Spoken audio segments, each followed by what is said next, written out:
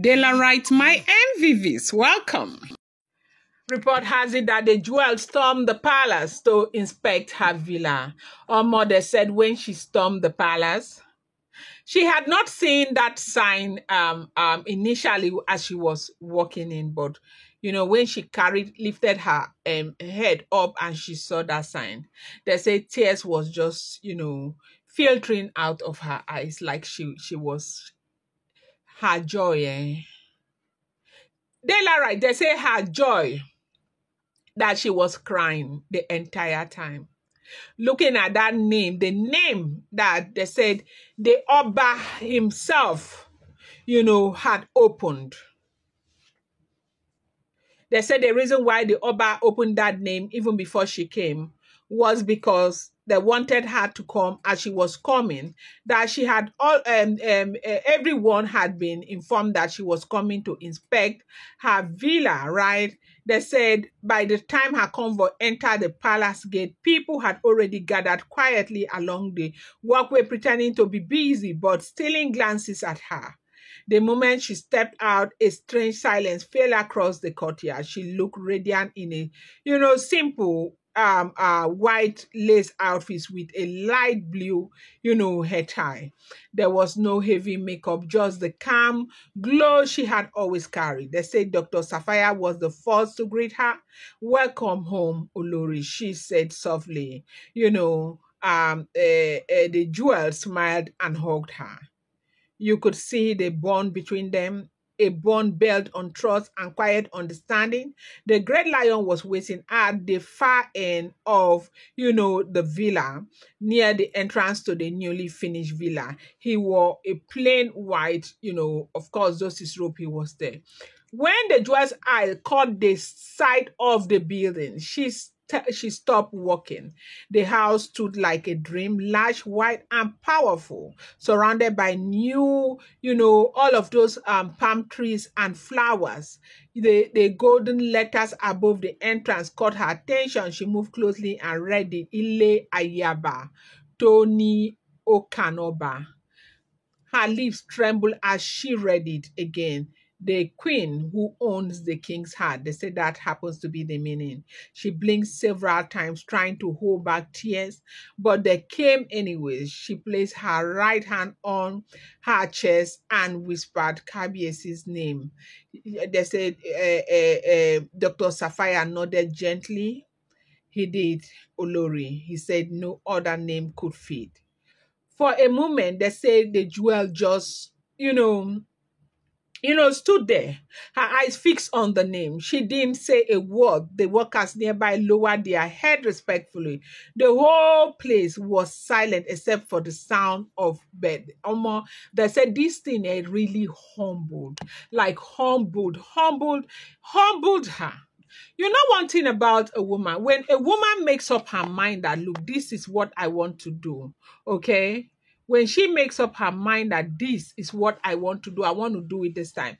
And she does it from her heart. And that is the one thing I so love about what is going on now, because it looks like throughout the period of all of this fight, this whole 3 years of drama, there has never, ever been a time that the jewel has been ready to return back to her home as now.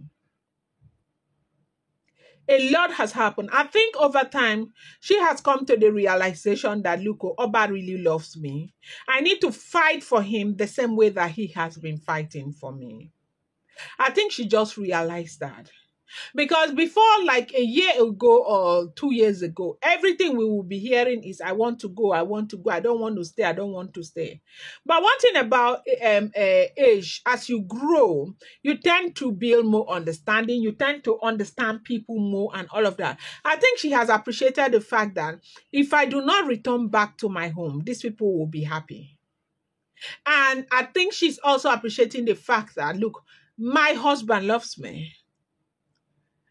And I don't know where I can find this kind of love again. Maybe that is what she is realizing, and she is ready.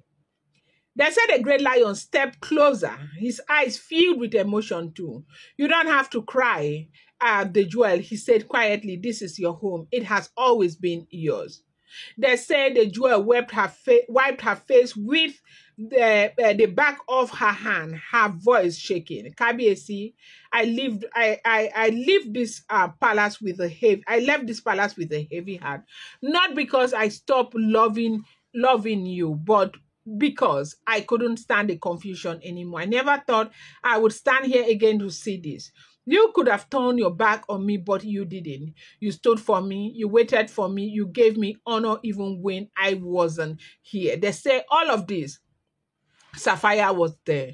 The great lion looked at her with deep sincerity. A king can have many, wives, he said slowly, but the throne knows the ones. He did not say the one, the ones. Remember, Dr. Sapphire was there. The ones who carry the peace. You are one of those. I did not name this villa out of pity or politics. I named it from the truth. My heart knows. You are the queen who owns the king's heart. They say Sapphire was also there. He now tapped on Sapphire and said, you also own the king's heart. Sapphire laughed, okay. At that moment, they say the jewel dropped to her knees, still crying. But this time with gratitude, Kabiesi, she said softly, I don't deserve this kindness. Thank you for restoring my name, for giving me back my dignity. May heaven bless you for not letting the war bury what we shared.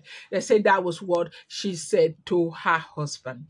Welcome back to my channel. It's your girl, Delarama. I bring you fresh and spicy gist from the South, still on the Royals. How are you guys doing? Happy new week to you. Dela writes, I love you guys. I love you guys so much. Thank you so much for being here. I appreciate you guys. I am grateful. Thank you. They say she appreciated her husband. She appreciated her husband. As she was kneeling there, they said the great lion gave his hands, and she woke up. You know that how they greet the great lion is that they will kneel and they will greet. The great lion will either tap their back or use that wicks animal wigs this thing to tap their back or give them a hand, tell them to wake up. That is how. So she knelt there. The great lion, slightly brought forward his hands, and that was how she woke up. The palace must see you not as someone who begged to return, but as someone who was always destined to be here. No one is restoring you. The throne is only receiving you back, Dr. Sapphire said. Dr. Sapphire, who had been standing quietly, turned her face away to wipe her tears, because they said at this point, when this drama was all happening, Sapphire was also crying.